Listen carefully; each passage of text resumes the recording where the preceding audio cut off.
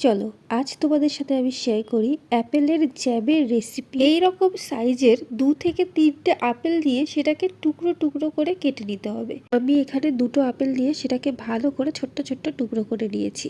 আর শুধু আপেল নিলেই হবে না, এই রকম সুন্দর কালার আনার জন্য আমি এখানে ইউজ করেছি বিটরুট। একটা ন্যাচারাল লাল কালার আনার জন্য বিটরুটের বিকল্প আর কিছু হতেই পারে না। একটা ছোট্ট বিটরুট আর 2টো আপেল দিয়ে ভালো করে বয়েল করে নিয়েছি। এবার এটাকে আমি মিক্সিতে পেস্ট করে নেব। এতটা পরিমাণে ঠান্ডা লেগেছে যে ভয়েস দিতেই পারছিলাম না।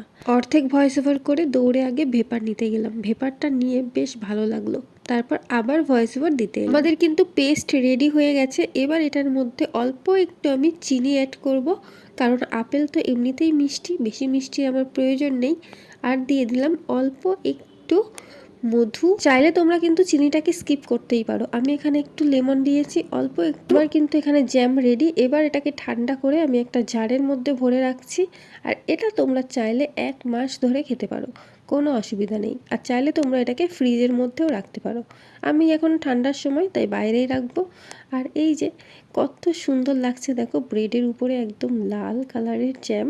আর এটার স্মেলটা কিন্তু দারুণ হয়েছে। কেমন লাগলো তোমাদের রেসিপিটা অবশ্যই কমেন্টে জানিও। আর অন্য কোন রেসিপি তোমরা দেখতে চাও সেটাও কমেন্টে জানিও।